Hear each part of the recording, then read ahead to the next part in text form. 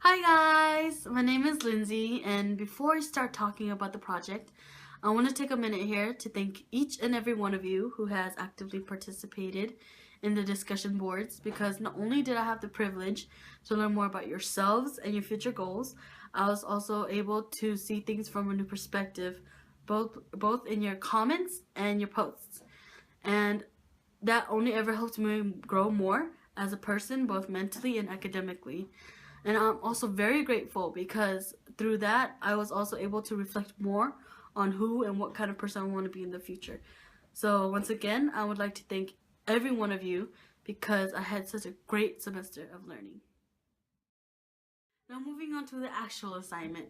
We were asked to do a 10-minute long video that incorporated both what we've been learning and talking about this past semester, and also something new that I wanted to teach you guys.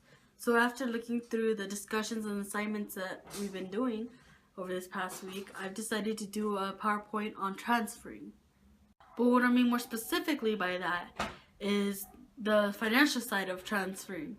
Because as we all know, Mesa, being a community college, is 100 times more inexpensive than a 4-year college. So in the PowerPoint that you'll be seeing next, I incorporated a lot of the statistics of student debt, so we have a general idea of where we will stand when we transfer and after we graduate, and also some solutions that will help diminish those burdensome numbers. So I hope that in the upcoming PowerPoint you guys will learn a lot and enjoy it. Thank you.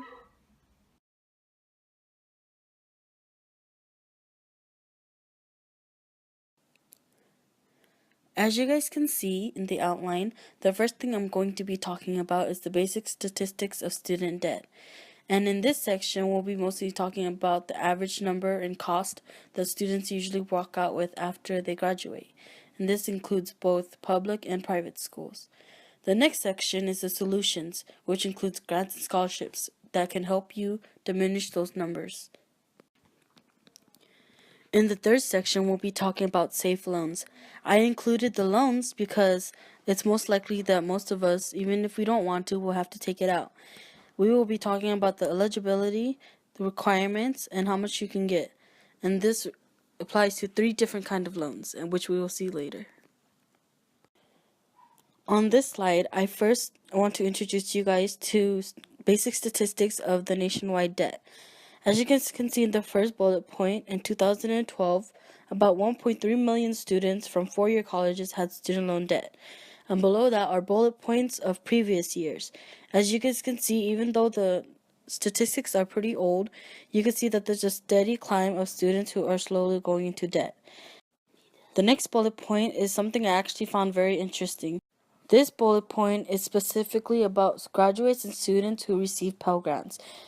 The statistics show that those who receive Pell Grants among the seniors have an average loan greater than those who don't, almost by more than $4,000. In this slide, we'll be looking more closely into the numerical values of the student debt, and also point out the numerical values that are different from public and private schools.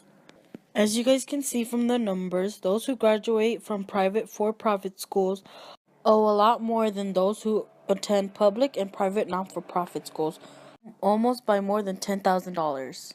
Also, as you guys can see from the side table, the average debt keeps increasing and increasing every couple 4 years, and even now it should be more than what it is on the chart. Those statistics were from nationwide research. Now, for California specifically, our average debt is only $20,000, and we are ranked number 49 compared to the other states. Now, that means we owe a lot less than other states, but that still puts a hole in my pocket. Now, on to the solutions.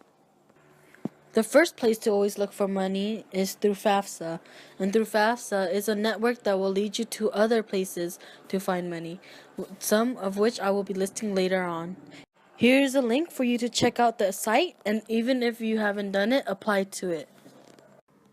Now, before getting into specific types of grants, I want you guys to know about the 3 big types of grants, the general ones, which are the federal, state-funded, and institutional grants.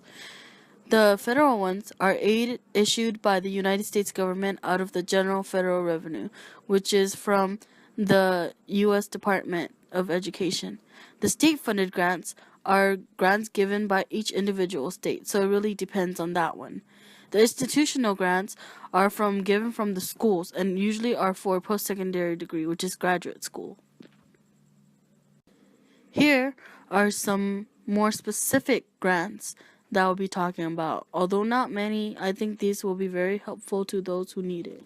I will be giving you guys some general knowledge on the grants, such as eligibility and how much exactly you guys might be getting from them. Most of these grants can be obtained by finishing the FAFSA application. The federal Pell Grant is awarded to undergraduate students, which are the students who are trying to get their bachelor's degree. In the next bullet point, you could see that from 13 to 14, you receive $5,645. From 14 to 15, you receive $5,730. I believe that the amount now is also higher than that. The eligibility varies depending on financial need, cost of attendance, status, which is if you're full-time or part-time, and your academic plan. A lot of the students don't receive the full $5,000, but most do, and it helps out a lot. This grant, like most grants, are usually deposited into your institutional ID cards, which can be used to buy on-campus supply books and help pay for classes too. The FSEOG grant, which stands for Federal Supplemental Educational Opportunity Grant, has the same requirements as the Federal Pell Grant, and it is also given to undergraduate students with exceptional financial need. Now, this grant actually has a limited amount that's given to the school, so it's always recommended for students to apply sooner than later. Although the requirements are the same as the federal Pell Grant, I just wanted students to know that this grant is also available if needed. Next is the Teach Grant, which is a very specific grant for only specific jobs. This grant allows you to get $4,000 a year, and it's only for those who are searching a career in teaching. But it's not just any teaching. This grant is specifically only those for who are planning to teach in high-needed fields in low-income communities. They also need to take certain classes and try to attain a certain job to get this grant. They must also sign a Teach Grant Agreement to Serve, which is an agreement that you are taking this grant and using it to actually help further your education in teaching and not just for your personal needs. If you break this agreement, all the money that you receive will turn into a loan which you will have to pay back. This loan will be known as a direct unsubsidized loan, which I will be talking about later on. Another way to pay off college debt is through scholarships, and a lot of these scholarships can be found on school websites because they can be school administered.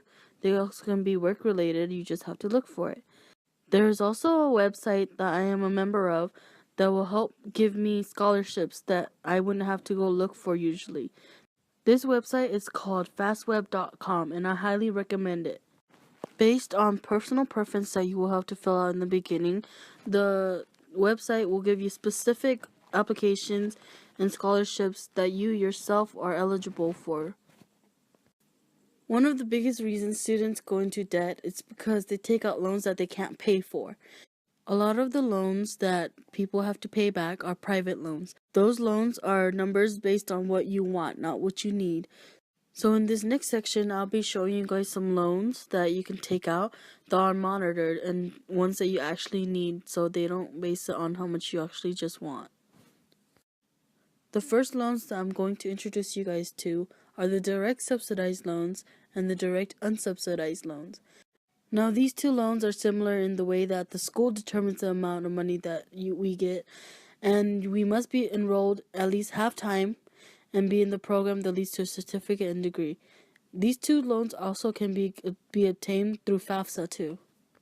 There are three main differences between these loans.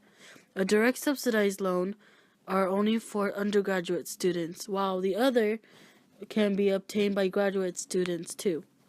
In direct subsidized loans, we need to demonstrate a financial need, but in direct unsubsidized loans, we don't need to demonstrate financial need. In direct subsidized loans, the U.S. Department of Education pays for the interest, which is 3.76%. In direct unsubsidized loans, the student pays for the interest. An undergraduate has to pay an interest of 3.76%, and a graduate would have to pay 5.31%. The next loan can also be obtained through FAFSA and is called the Direct Plus loan. Now, this loan can be borrowed by both the parent or the student, and is only for students who are planning to go into graduate or professional schooling. The U.S. Department of Education is your lender, and you must not have any adverse credit history because they want to guarantee that they'll get their money back. The maximum loan amount is the cost of attendance, which is determined by the school, minus any other financial aid received. So you will be most likely given the amount you need only. I have given you guys a general idea of how much it costs and what you guys can do to minimize those costs. And I'm very sorry if I didn't give any specific information. But I have a list of sources on this page that you can go to look for more information if you want. If you want more information on the loans, scholarships, and the grants, you can go to the first link on the page. And for the rest of the information that I've collected is in the rest of the PowerPoints. Maybe you'll incorporate a little of what you've learned in this video into the near future when you actually transfer. But overall, even if you don't, I wish you guys the best, and I hope you guys succeed in whatever you guys do. And thanks again for such a wonderful semester.